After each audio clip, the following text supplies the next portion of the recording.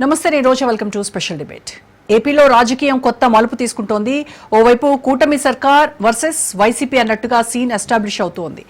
YCP అధినేత జగన్ చిత్తూరు జిల్లాలోని Bangarupalyam market yard సందర్శన ఉద్రిక్తంగా మారింది. రెంటపాళ్ల ఘటన మరొకముందే మరోసారి అలజడి రేగింది. గత అనుభవాలను దృష్టిలో పెట్టుకుని పోలీసులు ఎలాంటి అవాంఛనీయ సంఘటనలు జరగకుండా కఠిన ఆంక్షలు విధించడంతో ప్రమాదం తప్పింది. జగన్ హెలీప్యాడ్ దగ్గర 30 మందిని మాత్రమే అనుమతిస్తామని, బాధిత మామిడి రైతులతో మాట్లాడేందుకు మార్కెట్ యార్డ్లోకి 500 మందిని మాత్రమే అనుమతిస్తామని పోలీసులు ప్రకటించినప్పటికీ భారీ సంఖ్యలో కార్యకర్తలు తరలిరావడం పోలీస్ వర్సెస్ వైసీపీ కార్యకర్తలు అన్నట్టుగా సీన్ మారిపోయింది. హెలీప్యాడ్ లోకి దూసుకెళ్లడమే కాకుండా జగన్ అక్కడికి చేరుకునే లోపే వేలాది మంది మార్కెట్ యార్డ్ లోకి దూసుకెళ్లడంతో వాళ్ళని కంట్రోల్ చేయడానికి పోలీసులు నానా అవస్థలు పడ్డారు. బంగారుపాళ్యం మార్కెట్ యార్డ్ కు పార్టీ నేతలు కార్యకర్తలు రాకుండా పోలీసులు అడ్డుకున్నారని వైసీపీ నేతలు ఆరోపించారు. ఇక రైతులకు చంద్రబాబు సర్కార్ అన్యాయం చేస్తోందని, రైతులకు సంఘీభావం తెలియజేయడానికి రావడం కూడా తప్పేనా అంటూ మండిపడ్డారు జగన్.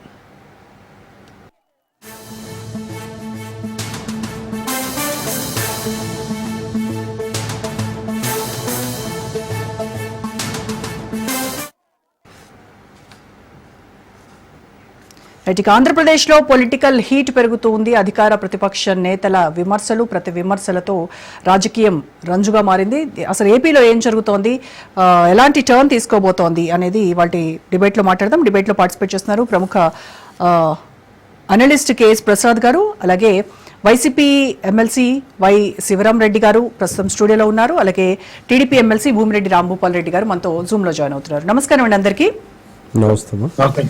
సో ముందుగా శివరాం రెడ్డి గారు మీతో స్టార్ట్ చేద్దాం. బంగారుపాళ్యంలో జగన్ సందర్శన సందర్భంగా 500 మందికి మాత్రమే పోలీసులు పర్మిషన్ ఇస్తే వేల మంది కార్యకర్తలను తీసుకుని రావడంతో ఇవాళ అంత ఉద్రిక్త పరిస్థితికి కారణమైంది అని టీడీపీ వాళ్ళు చెప్తున్నారు.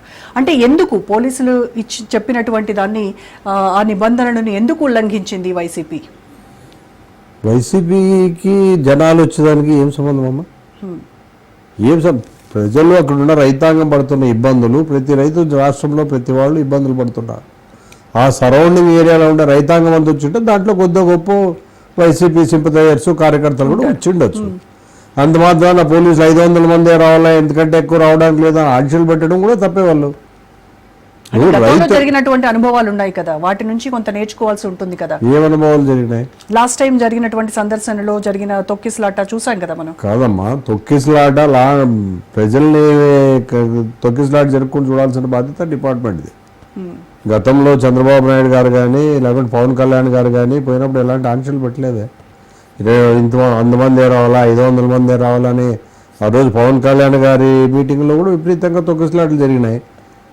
మరి ఒకసారి ఎప్పుడో వీళ్ళు చీరలు గుంటూరులో చీరలు పంచుతుంటే మీటింగ్లో అప్పుడు ఎన్ని అయినాయి.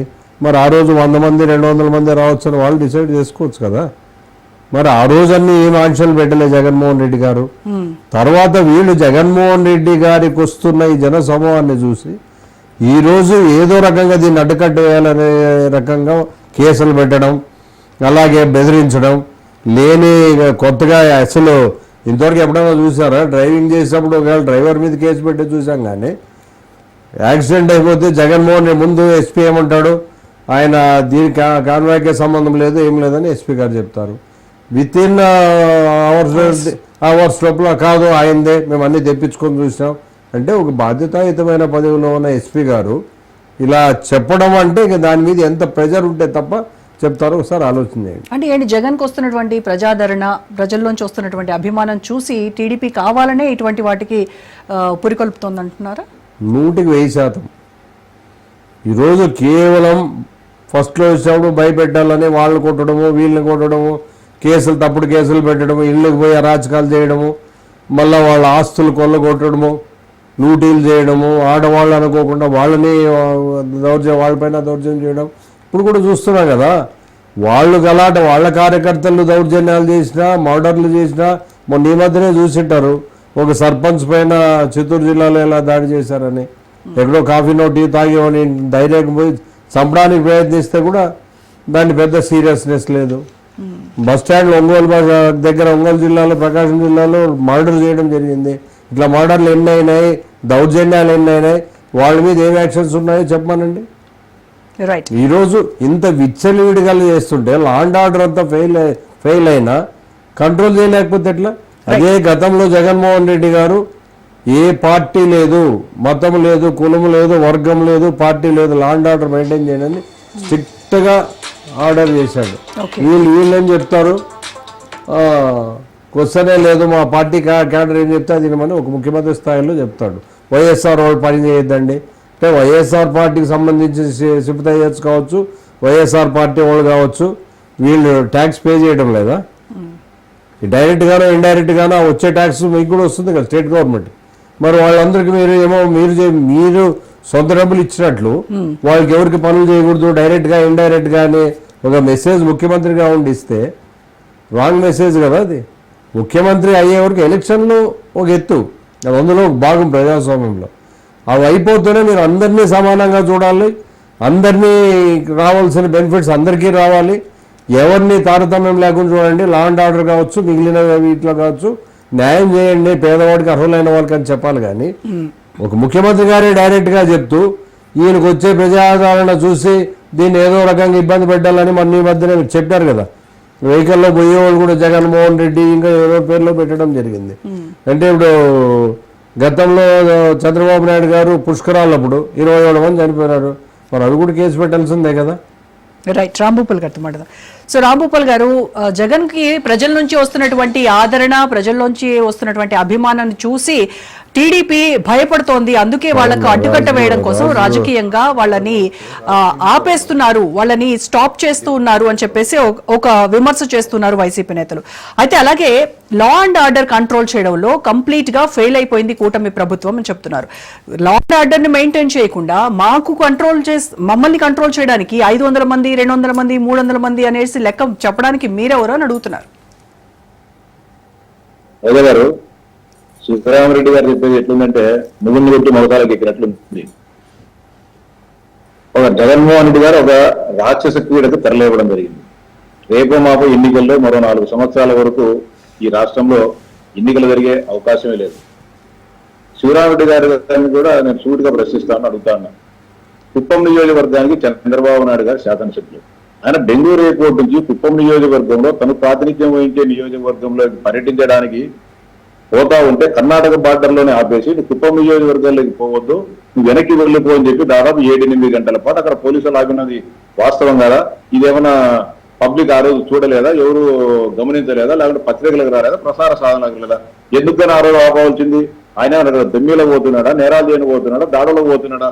తన ప్రాతినిధ్యం వహించే నియోజకవర్గంలో ప్రజల బాగోగులను చూడడానికి ఆ ప్రాంత ప్రజల్లో ఆ ప్రాంతాల్లో పర్యటించడానికి పోతే ఆ రోజు ఎందుకని ఆపాల్సి వచ్చింది? ఆ రోజు లా అండ్ ఆర్డర్ కనపరాలి, ఆ రోజు ఈ నీతి మాటలు ఆ రోజు వైసీపీ ఆ రకంగా ప్రవర్తించింది కాబట్టి ఈ రోజు దానికి టిట్ ఫర్ టాట్ ప్రవర్తించడం లేదంటే ఆయన జగన్మోహన్ రెడ్డి గారు పొదిలి పర్యటన పోయారు. మేము ఎక్కడన్నా ఇబ్బంది పెట్టామా? ఎప్పుడు లా అండ్ ఆర్డర్ సమీక్ష జరిగింది. పొదిలికి పోయినప్పుడు అక్కడ కొంతమంది మహిళలు ఆ రోజు సాక్షి ఛానల్ కృష్ణరాజు గారని లేకపోతే కొమ్మినేని గారు కానీ రాజధాని మహిళలంతా వ్యభిచారాన్ని మాట్లాడినప్పుడు దాన్ని ప్రతిఘటించడానికి జగన్మోహన్ రెడ్డి గారు తమ నిరసన తెలియజేయడానికి కొంతమంది మహిళలు అక్కడ గుమిగూడినప్పుడు వాళ్ళ పైన దాడులు చేయడం జరిగింది. అంటే నిరసన తెలియజేయడం కానీ వీళ్ళు ఏదైతే ఈ రోజు రైతులు పరామర్శించడం అనేది ప్రజాస్వామిక హక్కు అంటున్నారు, నిరసన తెలబడితే ఆ రోజు కూడా మహిళలతో నిరసన తెలిపి హక్కు ఉంది కదా జగన్మోహన్ రెడ్డి గారికి. జగన్మోహన్ రెడ్డి గారికి మీరు దాడులు చేయబోలే వాళ్ళు తమ నిరసన మీ సాక్షి ఛానల్లో మీరు ఓనర్ గా ఉండే ఈ ఛానల్లో ఈ విధంగా వచ్చింది, దీన్ని మీరు ఖండించండి, మహిళలకు క్షమాపణ చెప్పండి అని అడగని పోయినప్పుడు మహిళలనే దాన్ని చూడకుండా విచక్షణ రహితంగా చెప్పులతో వాటర్ బాటిల్తో దాడి చేసిన సంఘటన తర్వాత రాష్ట్ర పోలీసు యంత్రాంగం సమీక్ష చేయడం జరిగింది.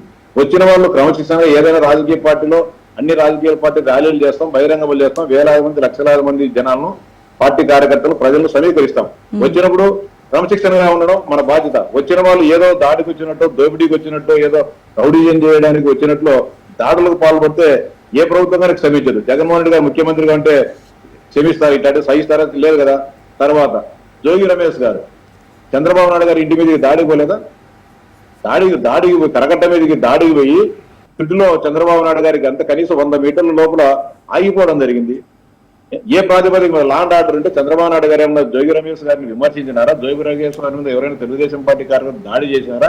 ఇవాళ దాడి చేసింటే చట్ట ప్రకారం చర్యలు తీసుకోవాలి. కానీ జోగి రమేష్ గారు చంద్రబాబు నాయుడు గారి ఇంటికి దాడి పోవాల్సిన అవసరం ఉంది. ఆ సందర్భంగా తెలుగుదేశం పార్టీ కార్యకర్తలు అక్కడ అడ్డుపడితే వారందరినీ విచ్చల విడిగా పోలీసులు తీసుకొని పోయి స్టేషన్లు తిప్పి కొట్టడం జరిగింది. మా పార్టీ నాయకులు నాదన్ల బ్రహ్మం గారిని అయితే 3 రోజుల పాటు ఎక్కడ కూడా కనపరాకోకుండా తిప్పి మొత్తం పల్నాడే విజయవాడలో తీసుకొని పోతే గుంటూరు పల్నాడు ఏరియా అంతా ఒంగోలు ఏరియా అంతా తీసుకొని పోయి తిప్పి 3 రోజుల తర్వాత కోర్టుకు హాజరుపెట్టడం జరిగింది. ఇప్పుడు ఏం చెప్పదలుచుకున్నారు రామ్ గోపాల్ రెడ్డి గారు? ఇప్పుడు ఏం చెప్పదలుచుకున్నారు మీరు? అంటే ఈ రకమైనటువంటి ఇదే శాంతి భద్రతలు కాపాడడం అనేది నెక్స్ట్ టైం జగన్ ఎప్పుడు పర్యటనకి వెళ్తున్నా కూడా ఇదే సీన్ రిపీట్ అవుతుంది అని చెప్తున్నారు. ఏం లేదంటే మొన్న పల్నాడు పర్యటనకు పోయేటప్పుడు ఆయన ఒక వ్యక్తిని కోటేశ్వరరావు అనే వ్యక్తిని పరామర్శించాలమైనప్పుడు కొంతమందిని రమ్మని చెప్పినారు పరామర్శ కాబట్టి. అదే ర్యాలీకి ఇంకోవటం కూడా ఒక వ్యక్తి ఇంటికి పోతున్నాడు కాబట్టి. ఈ రోజు కూడా బంగారుపాలెంలో కూడా ఇది కానీ ఎందుకు పెట్టారంటే బంగారుపాలెంలో కానీ మొన్న పొదిలో పొగాకు రైతులు పరామర్శించేటప్పుడు ఆ మార్కెట్ యార్డ్కి పోయినప్పుడు విపరీతంగా 100 మంది లోపలికి పోయి అక్కడ నిల్వ చేసుకున్న పొగాకు బేలనంతా తొక్కి నాశనం చేసి రైతులకు నష్టం కలిగించిన పరిస్థితి. అదేవిధంగా ఈ రోజు బంగారుపాలెం మార్కెట్ వెళ్ళారు. మామిడి మార్కెట్ లో కూడా అనేక 100 టన్నుల మామిడి అక్కడ స్టాక్ ఉంది. ఇక్కడ ఈ నెనకముడి వేల 100 మంది పోతే మంచిగా 4 కాయలు ఎత్తుకోవడం లేకపోతే 4 కాయలు కాళ్ళ కింద తొక్కడమో పారేయడమో చేస్తే ఆ రైతులకు నష్టం జరుగుతుంది. కాబట్టి ఆడికి కూడా 500 మందిని రమ్మని చెప్పి 500 మందికి మేము అనుమతిస్తామని చెప్పి చెప్పడం జరిగింది. హెలిప్యాడ్ గారు 30 మందిని ఇచ్చారు. 30 మంది కంటే ఎక్కువ ఇచ్చారా? జగన్మోహన్ రెడ్డి గారు ముఖ్యమంత్రిగా ఉండేప్పుడు ఆయన వచ్చిన హెలికాప్టర్లు దిగినప్పుడు ఎంతమందికి అనుమతిస్తున్నారు?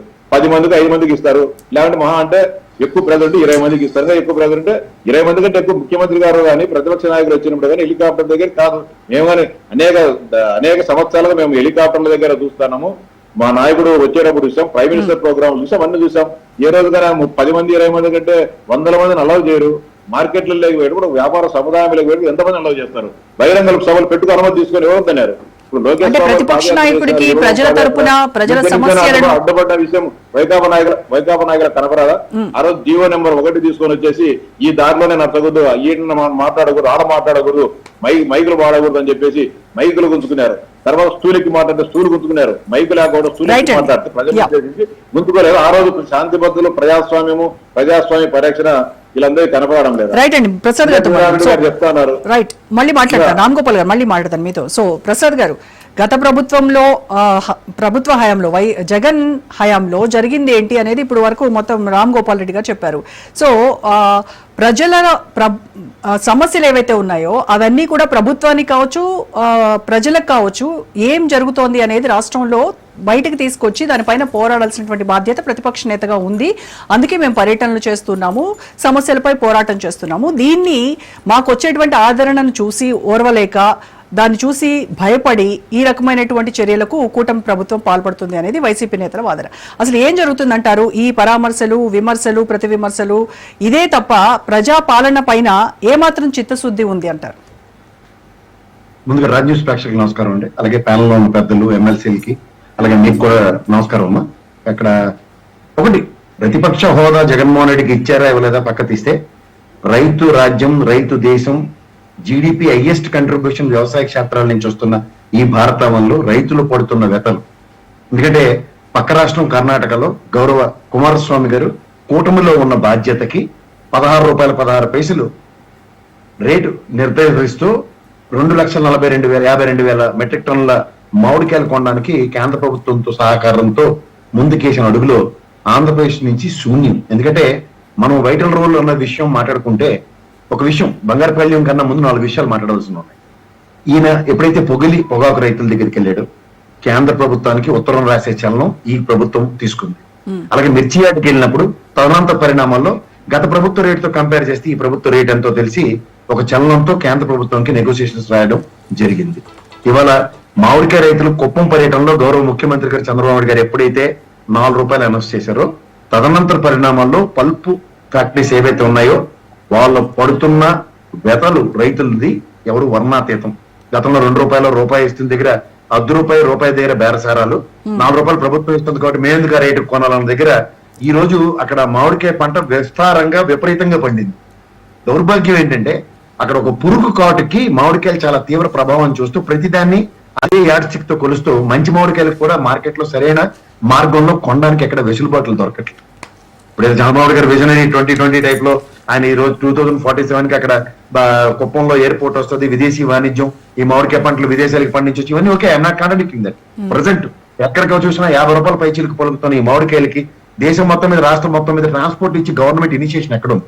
గత ప్రభుత్వంలో ఆర్బీకే సెంట్రల్ త్రూగా జరిగిన ఇది, అండ్ తర్వాత మార్కెట్ త్రూగా జరిగినది, అండ్ రైతులకి ఇన్సూరెన్స్ ప్రాస్పెక్టివ్ కానీ, అలాగే ఈ విధంగా నిర్ధారిత రేట్లు ఆన్ అగ్రిగేట్ ప్రభుత్వ సాయం 50,000 ఈ కేంద్ర ప్రభుత్వం ఇచ్చిన వ్యవసాయదారులకు ఇచ్చే రైతు భరోసా ఏదైతే ఉందో 2 విడతలుగా ఖరీఫ్ రబీ సీజన్లు అయిపోయిన తర్వాత గత సంవత్సరంలో ₹1 కూడా ఇవ్వనివి నిస్సహాయ స్థితి ప్రభుత్వం ఉన్నప్పుడు ఈయన ఎప్పుడైతే ఇనిషియేటివ్ తీసుకుంటాడో అప్పుడు రైతు సమస్యల మీద ఈ ప్రభుత్వంలో చలనం కనబడుతుంది.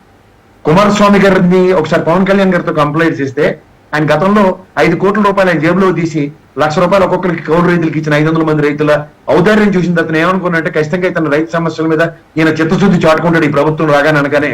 ఇది ఎక్కడ పెట్టారు అమ్మ?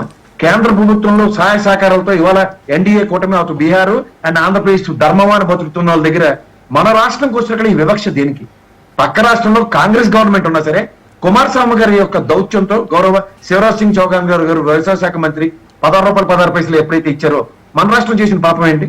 ఇవాళ ఈ విధమైన ఇనిషియేషన్స్ ఎక్కడ లేకపోతే మనం ఏం చేయగలుగుతాం?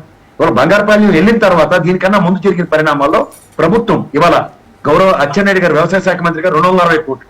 ఇవాళ అచ్చెన్నాయుడు గారి మాట ఒకటి కాంట్రడిక్షన్ చూడమ్మా. 130 కోట్లు తోతాపూరి మామిడికాయలకు కావాలని చెప్పిన గౌరవ చంద్రబాబు నాయుడు గారు విన్నపం కేంద్ర ప్రభుత్వానికి కాంట్రడిక్ట్ చేస్తున్న తోతాపూరి సీజన్ అయిపోయిన తర్వాత ఇప్పుడు దేనికి వెళ్ళారు జగన్మోహన్ రెడ్డి అని వెటకారంలో ఎవరిని అవహేళన చేస్తున్నారు?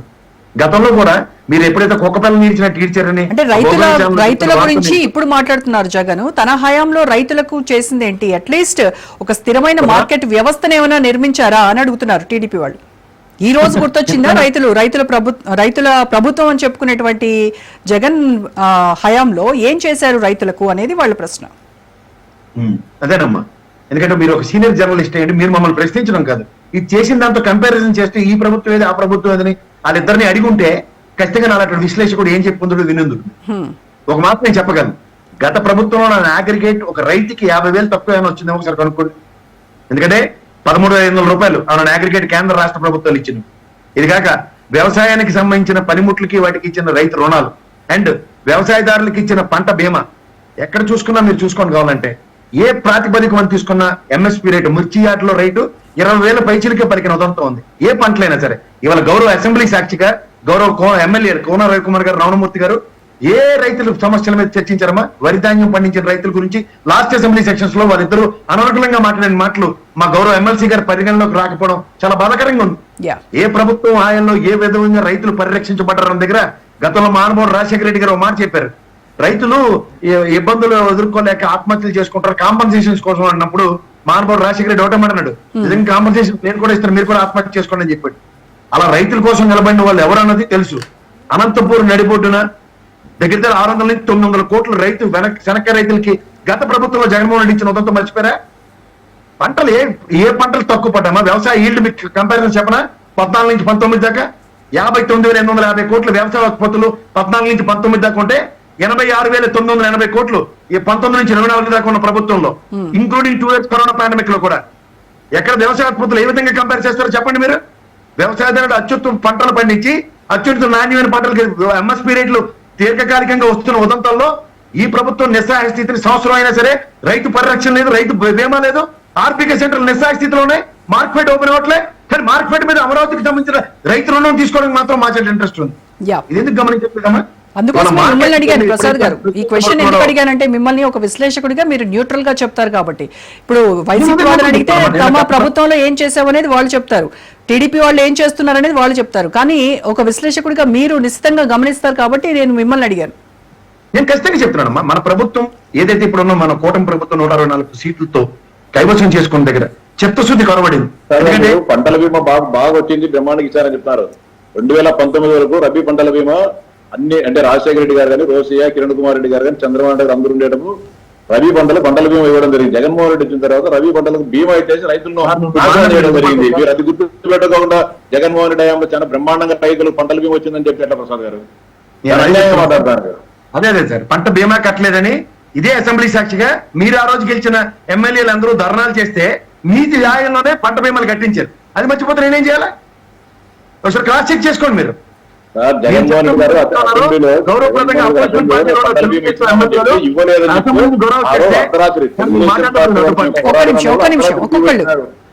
సార్ నేను మీరు మాట్లాడినప్పుడు నేను అడ్డుపడలే.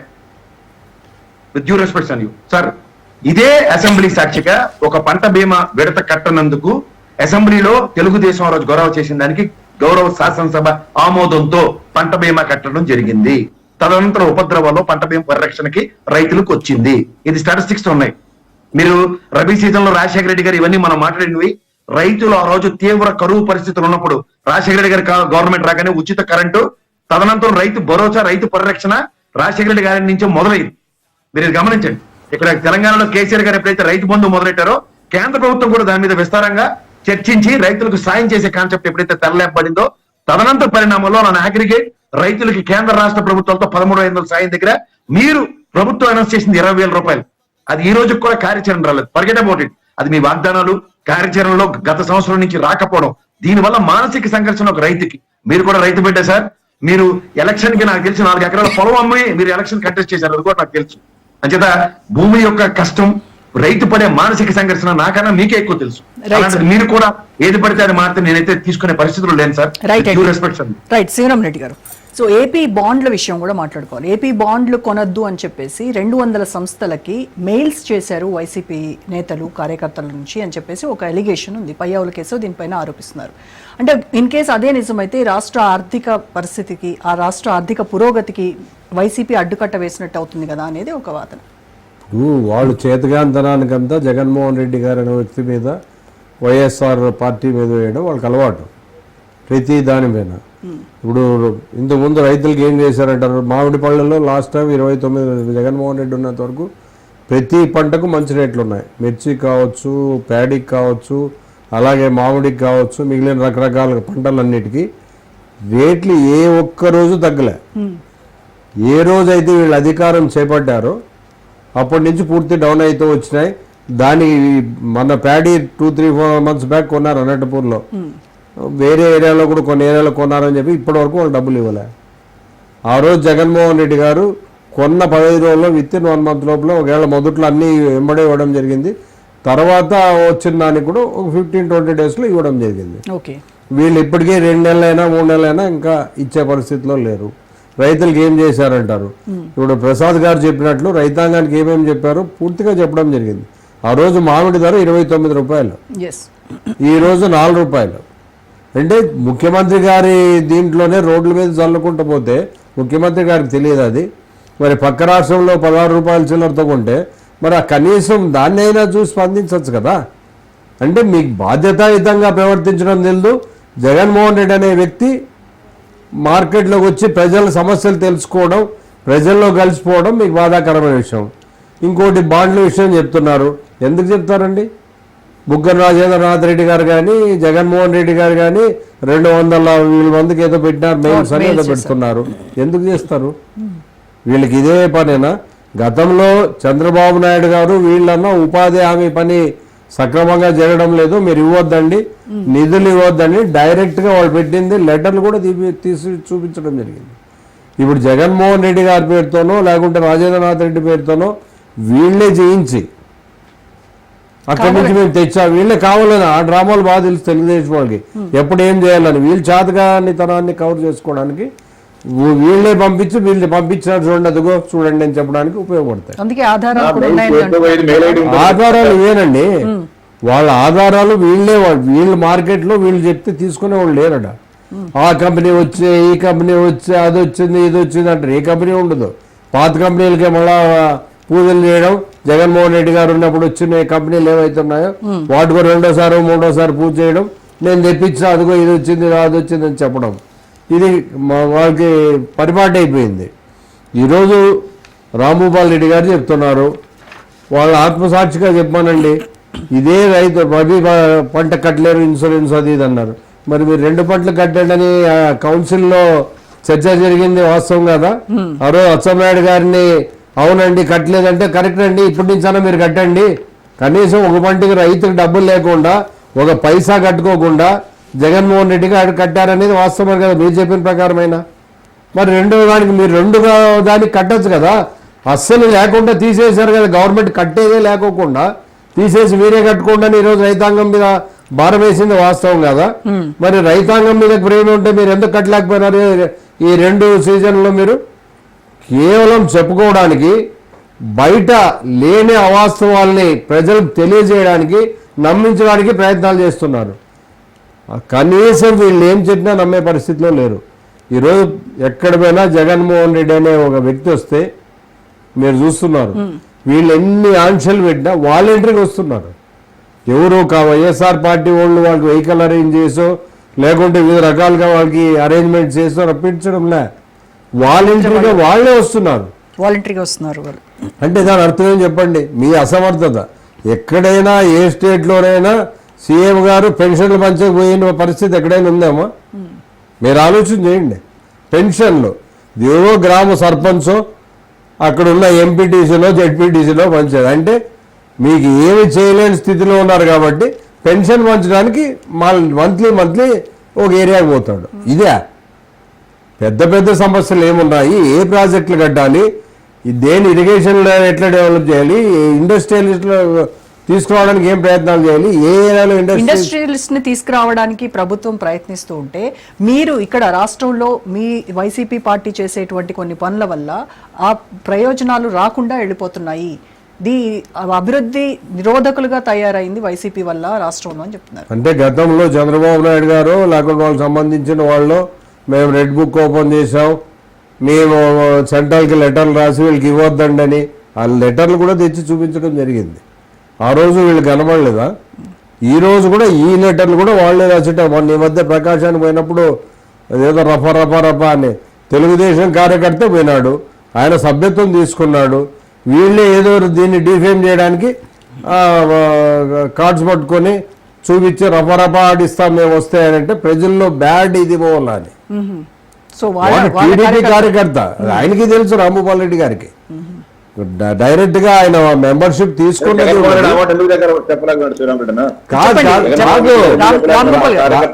కాదన్నా చెప్పేది నిన్ను మీ మెంబర్షిప్ తీసుకున్నది. బాధపడిన కార్యకర్త రఫరఫర్ మాట్లాడాడు, పదే 4-5 మాటలు ప్రెస్ మీట్ పెట్టి చెప్పినాడు అతను మా కార్యకర్త కాదని చెప్పి మీ నాయకుడు ఎందుకని చెప్పలేకపోయినాడు. అంటే ఆయనలో ఉండే గొప్పతనం అది. చెడు కూడా మీదే, చెడును కూడా నాది అని భారం పోసే మా నాయకుడు అంటున్నాడు. మేము పంపించిన వాళ్ళని కూడా మా నాయకుడు పాపం అని, పాపం పుణ్యం అనే భీతులు చాలా ఉన్నాయి కాబట్టి పాపం తెలుసుకొని వచ్చాడేమో మరి అంతే కదా. సో రామ్ గోపాల్ రెడ్డి గారు, సో మొత్తానికి మెయిల్స్ కూడా మీ తరపు నుంచి మీ పార్టీ వాళ్ళే ఆ సదరు 200 సంస్థలు మీరు ఏదైతే చెప్తున్నారో వాళ్ళకి మీరే మెయిల్స్ చేసి వీళ్ళ పేర్లతో చేసినటువంటి మెయిల్స్ కి ఇప్పుడు పక్కా ఆధారాలు ఉన్నాయి అని చెప్పడం మీకు ఇలాంటివి కొత్త ఏం కాదు అని అంటున్నారు టీడీపీ వాళ్ళకి. అంటే నిజంగా మీకు మీరుగానే మెయిల్స్ చేసి ఆ నెపం వైసీపీ పైన మోపుతున్నారా? ఏదైతే మేము ఆర్థిక సంస్థల నుంచి రాష్ట్ర ప్రభుత్వం రుణాలు తీసుకోవాలనుకుంటుందో ఆ రుణాలు ఇచ్చే సంస్థలు ఈ జరిగేటప్పుడు రుణాలు ఇవ్వమని రాష్ట్ర ప్రభుత్వ అధికార యంత్రాంగం సంప్రదింపులు జరిపేటప్పుడు మీ రాష్ట్ర ప్రభుత్వం గురించి రకరకాల మెయిల్స్ రావడం జరిగిందని చెప్పి సంబంధిత ఆర్థిక సంస్థలు చెప్పడం జరిగింది. వాటన్నిటిని కూడా రాష్ట్ర ప్రభుత్వం వెరిఫై చేసుకున్న తర్వాతనే ఏ వ్యక్తి ఏ సంస్థ నుంచి అవి వచ్చాయని దాన్ని పరిశీలించినప్పుడు జగన్మోహన్ రెడ్డి గారు, బుగ్గన రాజేంద్ర రెడ్డి గారు వారిద్దరూ మెయిల్స్ పంపుతున్నారని తేటతెల్లం చేసుకోవడం జరిగింది. అంటే మెయిల్ పంపించాలంటే మనకు ఏదో ఒక మెయిల్ ఐడి నుంచి పంపిస్తాం, అది ఫేక్ మెయిల్ అది తెలుగుదేశం లేదా, వైకాపా లేదా, కాంగ్రెస్ లేదా, కమ్యూనిస్టు లేదని తెలుసుకోలేనంత అసమర్థ పరిస్థితిలో రాష్ట్ర ప్రభుత్వం లేదు కదా. కావాలంటే ఆ డీటెయిల్స్ అన్ని కావాలంటే శివరామరెడ్డి గారికి ఇస్తాం, వెరిఫై చేసుకోమని చెప్పిన. తెలుగుదేశం పార్టీ వైల నుంచి పోయినాయా, బుగ్గన దాంట్లో నుంచి పోయినాయా, జగన్ రెడ్డి గారి దీంట్లో పోయినాయని ఆయన వెరిఫై చేసుకోమని చెప్పండి. దానికి కావాల్సింటే ఏమి ఇబ్బంది లేదు. కావాల్సింటే ఆయన కావాల్సింటే డేటా అంతా కేశవ్ గారిని అడిగేసి ఖచ్చితంగా ఆయనకు పంపించడం జరుగుతుంది. అంతేకాకుండా ఇవి ఎలాగో వెరిఫై చేస్తారని తెలిసి వెరిఫై చేస్తారు అనేటువంటి ఆలోచన వాళ్ళకైతే ఉంటుంది కదా, అయినప్పటికీ కూడా వాళ్ళ మెయిల్ ఐడి నుంచే పంపిస్తారంటారా? ఫేక్ పార్టీ ఫేక్ ఐడీలు ఉంటాయి, ఇబ్బంది ఏం లేదు. రకరకాల వ్యవస్థలు ఉన్నాయి. కూడా మనం ఎన్నికల ముందు కానీ ప్రభుత్వం ఉండేటప్పుడు కానీ రకరకాల అప్పుడు వాలంటీర్ల ద్వారా కానీ రకరకాల వ్యక్తుల ద్వారా వ్యవస్థల ద్వారా కానీ సంస్థల ద్వారా కానీ అనేక రకాలుగా మాట్లాడండి ప్రసాద్ గారు. రాంగోపాల్ రెడ్డి గారు, మీకు చిన్న విషయం ఏంటంటే, నేను పయ్యాల కేశవ్ గారి ప్రెస్ మీట్ చూశాను సార్. మీరు చెప్పిన దాంట్లో ఇది సాధారణంగా మా మీద అభియోగాలు మోపుతూ ఇలా పంపించారు మెయిల్స్ అవన్నీ మాడారు. ఆయన మాడితే ఏం చెప్పారంటే, let them take is own course of time. సాధారణంగా 4 రోజులు వచ్చేది 15 రోజులకు వచ్చింది, అంటే రావడం మానలేదు. అంటే సేఫ్ రెసిడెంట్ మెయిల్స్ పంపడం అన్నది వాస్తవం అయితే దాని మీద నెగిటివ్ రిప్రికేషన్స్ అయినా ఉండాలి, లేదా ఎంత డిలేతో అసలు ఇవ్వమని చెప్పాలి. కానీ పాజిటివ్ గా యూ రిసీవ్డ్ ద మనీ, మీరు ఎందుకు యాక్సెప్ట్ చేయట్లే అంటే దాని అర్థం ఏంటంటే మీరు చెప్పినట్టు గతంలో మీరు బాండ్లు ఏవైతే రిలీజ్ చేశారో అమరావతి బాండ్లు ఎగ్జాంపుల్, అమరావతి కార్యాచరణ ఏమైంది, అమరావతి కేంద్ర ప్రభుత్వం నుంచి ఏమి ఇచ్చింది, కేంద్ర ప్రభుత్వంతో ఖర్చు అయింది ఎంత, వీటి మీద ఏ ప్రాథమిక అవగాహన లేకుండా ఏ సంస్థ, ఎందుకంటే ప్రభుత్వ రంగ సంస్థల దగ్గర నుంచే ఉదాహరణకి ఫైనాన్స్ తీసుకునే వెసులుబాటు ఉంది. ఈ రోజుకి దగ్గర ఇవాళ తీసుకున్న 2,000 కోట్లతో కూడా కలిపి 1,72,000 కోట్ల ఈ ఆంధ్రప్రదేశ్ ప్రభుత్వం అప్పు రూపంలో తీసుకుని ఈ రోజు కార్యాచరణ ఏంటి అన్నది మీకు ఇవ్వబోయే వాడు ఎవరు కూడా పూర్వపరాలు ఆలోచించుకోకుండా ఇస్తాడా? ఎవరి దాకా ఎందుకు? గౌరవ వరల్డ్ బ్యాంక్ అండ్ ఏషియన్ మార్కెటల్ బ్యాంక్ ఇచ్చిన దాంట్లో నిధులు దుర్వినియోగం అయిన అభియోగాన్ని మీరు తిప్పికొట్టలేక నిధులు మళ్ళీ తిప్పి ఇస్తామని చెప్పిన ఉదంతో మర్చిపోకండి. మీరు కంటిన్యూ చేయండి. సారీ, రైట్, చెప్పండి రామ్ గోపాల్ గారు. ఏ సంస్థ కూడా రాష్ట్ర ప్రభుత్వ ఆర్థిక పరిస్థితి కానీ అంటే అప్పు తీసుకునేవాడు మళ్ళీ రీపే చేయగలడా లేదా అనేది అన్ని కూలంకషంగా పరిశీలించిన తర్వాత ఇస్తారు. కానీ ఫిర్యాదులు వచ్చిన తర్వాత ఈ ఫిర్యాదుల్లో వచ్చిన వాస్తవం ఎంత, నిజాలు ఎంత, వాస్తవాలు ఎంత అనేది అప్పిచ్చేవాడు ఎప్పుడైనా కానీ గ్రహించి సమగ్రంగా పరిశీలించిన తర్వాత చేస్తారు. ఏది అప్పుడు ఇప్పుడు చెప్పారు 4 రోజులకు వచ్చేది 15 రోజుల కిందని ఈ పంపించిన అవాస్తవ మెయిల్స్ అన్ని అవాస్తవ సమాచారం అంతా ఇదంతా అవాస్తవాలు అని చెప్పి వాళ్ళు నిర్ధారించుకున్న తర్వాత కొంత ఆలస్యంగా కూడా రాష్ట్ర ప్రభుత్వానికి ఈ సంస్థలు రుణాలు ఇవ్వడం జరిగింది. ఎవరైతే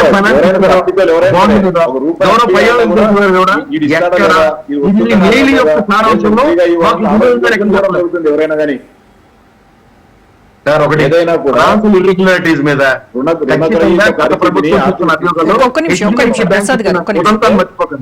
రుణాలు ఇవ్వడం జరుగుతుంది. దాంట్లో ఏదో విధంగా అంటే ఈ రాష్ట్రంలో గతంలో దేనికి రుణాలు తీసుకొచ్చారు, రకరకాల వాళ్ళ సొంత జేబులు నింపుకోవడానికి రుణాలు తీసుకొని వచ్చి జేబులు నింపుకోవడం జరిగింది. ఈ రోజు రాష్ట్రంలో కోసం అభివృద్ధి కోసం అప్పులు తీసుకొని వచ్చి వాటిని ప్రజలకు సద్వినియోగం చేసే పరిస్థితి ఉంది. కాబట్టి దీన్ని ఓర్చుకోలేకనే ఏదో విధంగా పోకుండా ఆపాలనేది వైఎస్ఆర్సీపీ నాయకుల. మీరు గతంలో ఏం చెప్పారు? గతంలో శ్రీలంక అవుతుంది పూర్తి అప్పులు చేస్తున్నారు అంటే జగన్మోహన్ రెడ్డి గారు 5 సంవత్సరాలు కలిసి 3 లక్షలు చేయాల్సిన అప్పు కంటే తక్కువగా 3,36,000 కోట్ల అప్పులు చేసే 10 లక్షలు 15 లక్షలు ఆ రాష్ట్రాన్ని అయిపోతుంది, దీని పని అయిపోయిందని చెప్పినారే. 12 నెలలు 13 నెలలు సంవత్సరం పైన ఒక నెల 13 నెలలకే ఈరోజు మీరు తెచ్చిన అప్పు ఎంత? 1,72,000 కోట్ల అప్పు తీసుకొచ్చారంటే ఇది కేవలం అమరావతి. వినండి సార్, వినండి. కాదు మీరు మాట్లాడినప్పుడు మేము మాట్లాడినానా? కాదు మీరు మాట్లాడినప్పుడు మేము మాట్లాడినామా? మీరు మామూలు మాట్లాడేది వినండి, తర్వాత చెప్పండి. ప్రజలు నిర్ణయిస్తారు ఏది కరెక్ట్ ఏది కాదని. ఈరోజు 1,72,000 కోట్ల అప్పు తీసుకొచ్చి ఏం చేశారండి? సంక్రాంతి లోపల రోడ్లు వేసామన్నారు, గుంతలు రోడ్లు చూపిస్తూనే ఉన్నారు టీవీల్లో. ఎక్కడ చూసినా మడుగులు ఉన్నాయి. మరి ఆ డబ్బు ఎక్కడ పోయినట్లు? మళ్ళా ప్రజలకి ఏమైనా స్కీములు చేశారంటే మొన్న ఈ మధ్యనే ఒక స్కీమ్ ఏదో పెట్టారు, అమ్మకు వందనం అని. అది తప్ప దాంట్లో కూడా చాలా మందికి రాలే. అయినా అవి కూడా టైం ఇచ్చాము ఇంకా చేస్తామని అంటున్నారు కాబట్టి వెయిట్ చేస్తున్నాం. రైతాంగానికి డబ్బులు ఇచ్చిన పరిస్థితి లేదు. చెప్పిన 50 ఏళ్లకే పెన్షన్లు ఇస్తామన్నారు, 50 ఏళ్ళకి పెన్షన్ ఇచ్చింది లేదు. 18 ఏళ్ళు దాటితే 1,500 అన్నారు. ఇది ఎక్కడ ఏ స్కీమ్ చేశారండి? బస్సు ఫ్రీ అన్నారు, ఏది చేసిన పరిస్థితి లేదు.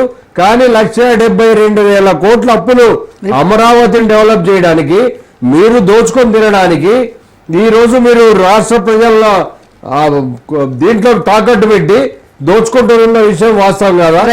ఆ రోజు జగన్మోహన్ రెడ్డి అనే వ్యక్తి ఎక్కడ అవినీతి జరగకుండా, ఏ ఒక్కరు లంచాలు తీసుకోకుండా ప్రతి దాన్ని కూడా సిన్సియర్ గా చేయడం జరిగింది. ఏది చేయాలనుకున్నాడో బటన్ నొక్కాడో బటన్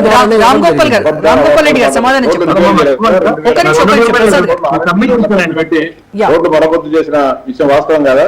2024 కంటే ముందు 2025లో రోడ్ల పరిస్థితి ఎలా ఉందో ప్రసాద్ గారిని పెద్ద మనిషిగా ఆంధ్రప్రదేశ్ రాష్ట్రంలో తిరిగి పరిశీలించి న్యాయం చెప్పమని చెప్పండి. మా సైడ్ రోడ్లు బాగలేవు, 25లో బాగుంది. వర్షాలు వచ్చే ఈ రోజు అనంతపురం జిల్లాలో అంద్రినీవా కాలువ గతంలో ₹1 ఒక కట్టెడు మట్టిగానే ఎత్తలే.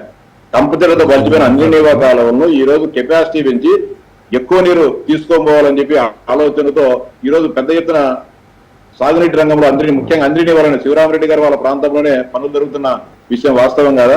అంతేకాదు ఇటీవలనే రాయలసీమ ప్రాంతంలో కడప జిల్లాలో ప్రవహించే గాలేరు నగరి కాలువలను కడప వరకు పొడిగించడానికి 1,000 కోట్ల రూపాయలతో త్వరలో టెండర్లు జరుగుతున్న వాస్తవం కదా. అదేవిధంగా ఉత్తరాంధ్రకు సంబంధించి పోలవరం ఎడమకాల పనులు ప్రారంభించిన విషయం వాస్తవం కదా. అంతేకాకుండా నెల్లూరు జిల్లాలో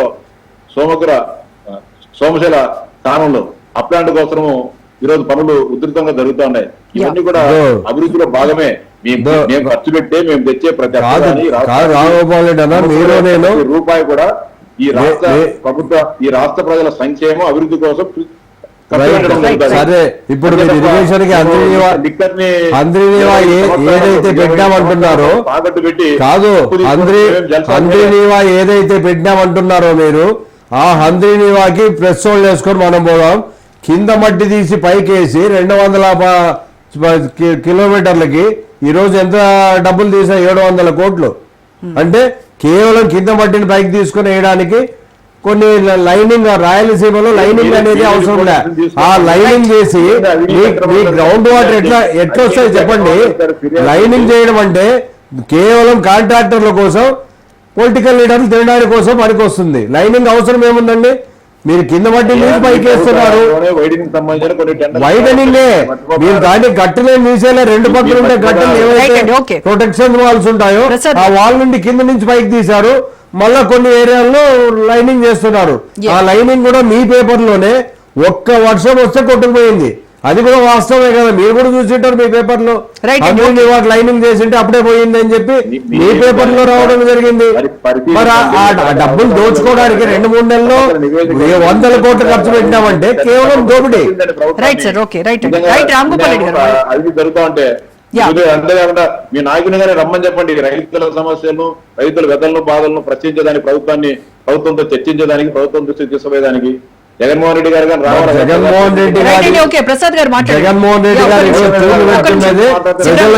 మీ దృష్టికి తీసుకురావడానికి శివరాం రెడ్డి గారు ఇంకా ప్రతిపక్ష నాయకుడు వచ్చి ఇంకా ఎక్కువ ఫోకస్ ఉంటుంది.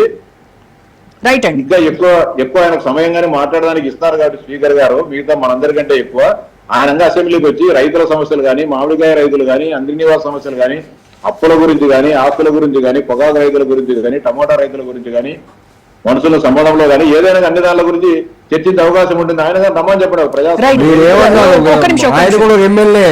ప్రసాద్ గారు ఈ విషయాలన్నింటితో పాటు ఇంకొక విషయం కూడా మనం మాట్లాడుకొని తీరాల్సింది.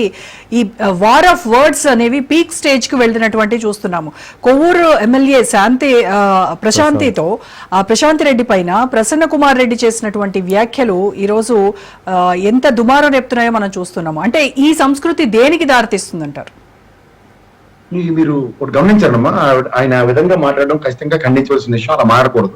ఎందుకంటే వాళ్ళ గౌరవ సమాజంలో ఒక ఆడపిల్లలకి ఏ విధంగా రక్షణ ఉంది, తర్వాత ఆవిడ మ్యారేజ్ చేసుకున్న తర్వాత ఆ విధంగా అపవాదాలు వేయడం, అభాండాలు వేయడం సబబు కాదు. కానీ ఇందులో మీరు వెనకాల నిగూఢంగా గమనిస్తే ఇదంతా తెలుగుదేశం నుంచి స్కూల్ నుంచి వచ్చిన బ్యాచ్. కొడాలని కానీ, వంశీ కానీ, వీళ్ళ భాష మాత్రమే చాలా వైవిధ్యభరితంగా. ఎందుకంటే నెల్లూరు పెద్దారెడ్లు వాళ్ళకి చాలా ఔన్నత్యం ఉంది. నెల్లూరు జిల్లాకు ఈ రోజు మన ఆంధ్రప్రదేశ్ రాష్ట్రాన్ని గర్వంగా చెప్పుకునే పొట్టి శ్రీరాములు అనే మహనీయుడు. అలాంటి చరిత్ర కలిగిన నెల్లూరుకి ఈ రోజు ఒక మకిలి మాయని మచ్చగా ప్రసన్న కుమార్ రెడ్డి మాట్లాడింది మాత్రం ఖచ్చితంగా ఆక్షేపణీయం. అండ్ మోర్ ఓవర్ ఈ తెలుగుదేశం స్కూల్ నుంచి వచ్చిన పారాచూట్ బ్యాచ్ ఎక్కడైతే ఉంటున్నారో వాళ్ళ వల్ల తీవ్ర ఉపద్రవం. మొన్నటిదాకా ఏదో చౌదరి కమ్యూనిటీ మాట్లాడారనుకుంటే ఇవాళ ఫస్ట్ టైం ఒక రెడ్డి కమ్యూనిటీ విధంగా మాట్లాడడం ఆక్షేపణీయం.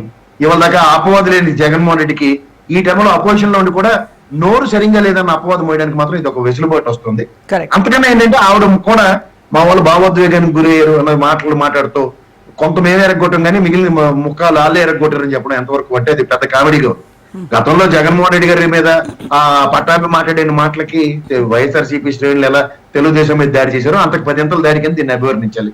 ఎందుకంటే మరీ పైశాచికంగా ఇంట్లో ఉన్న ప్రతి సామాన్ని ఎరగొట్టడం నిజంగా ప్రసన్న కుమార్ రెడ్డి చంపేసి ఉందరు నిన్నైతే ఖచ్చితంగా చెప్తున్నా. వాళ్ళు చేసిన ఆ దాష్టికం చూస్తే ఆ పెద్ద ఆవిడ ఓ పని ఆవిడ 2 ఉన్నారు. వాళ్ళిద్దరిని కూడా బిక్కులాడుకునే పరిస్థితి. ఆ పెద్దవాడికి అయితే నోడని మాటే రావట్లేదు వాళ్ళ అమ్మగారికి. ఈవిడైతే ఏం మాడిందో ఆవిడకి తెలియదు అలా మాడింది. చాలా భయభ్రాంతులు గురి చేసే సన్నివేశం. ఇది ప్రజాస్వామ్యంలో ఎటుపక్క నుంచి ఎట్లు లీడ్ అవుతున్నాం నాకు తెలిసి షేక్ హసీనా అనుకుంటాను బంగ్లాదేశ్ లో ఆవిడ ఇంటికి కూడా ఇలాగే ఆవిడ లేని సమయంలో జరిగింది. నెక్స్ట్ పాకిస్తాన్ లో ఒక దౌర్జన్యకాండ జరిగింది one of the cabinet minister కి. ఇక్కడ ఇది మన ఆంధ్రప్రదేశ్ లో చరిత్రలో సువర్ణాక్షరాలతో లెక్కించుకునే దౌర్భాగ్యకరమైన సిచ్యువేషన్ కింద దీన్ని అట్రిబ్యూట్ చేయాలి. నోరు సరిగ్గా అకారణంగా మా పార్టీ ఆఫీస్ పైన దాడి చేసి మొత్తం పగలగొట్టడం కానీ అవుతాం కదా చరిత్ర. దాని మీద నేను మాట్లాడడం కదా మీ కూడా ముఖ్యమంత్రి కాదు ఎస్పీ గారు పోలీస్ వ్యవస్థనే నిర్వీర్యం చేశారే.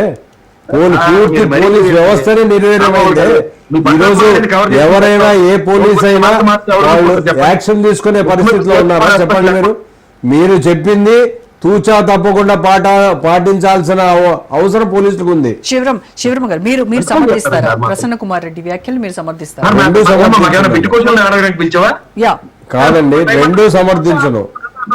రాజకీయం ఎప్పుడు రాజకీయంగా ఉండాలా, ప్రజల సమస్యలపైన మాట్లాడాల్సిందే కానీ వ్యక్తిగత విమర్శలు ఎవరికి మంచిది కాదు. ఆడవాళ్ళని ఈయన మాట్లాడడం మంచిది కాదు. వాళ్ళ ఇంటి మీద దాడి చేసి ఒకవేళ ఏదైనా జరగడానికి జరిగింటే ఇంతవరకు నాకు తెలిసి ఏ క్యాండిడేట్ ఇంటి మీద ఇలాంటి పరిస్థితి వాళ్ళు జరగలే.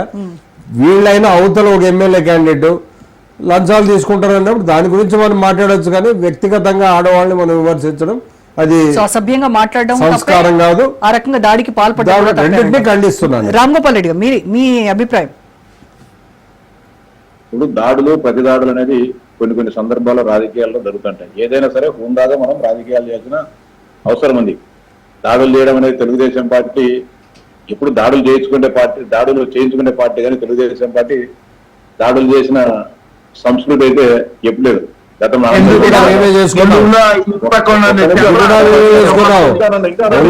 ప్రకాశం జిల్లాలో చంపింది మేమే చేశాం, ఇళ్ళ మీద దాడి చేసి కొట్టింది మేమే చేశాం. కాదు మీరు చెప్తుంటే దాడులు చేయించుకున్నామని చెప్తున్నారే. ప్రతి దాడి వెనుక తెలుగుదేశం తప్పే వైఎస్ఆర్ పార్టీ వాళ్ళు దాడి చేసిందే లేదు. మీరు పెంచినప్పుడు కనపరాలేదా ఎన్ని ప్రత్యక్ష బాధితునండి మీరేం మాట్లాడేది ఎన్ని?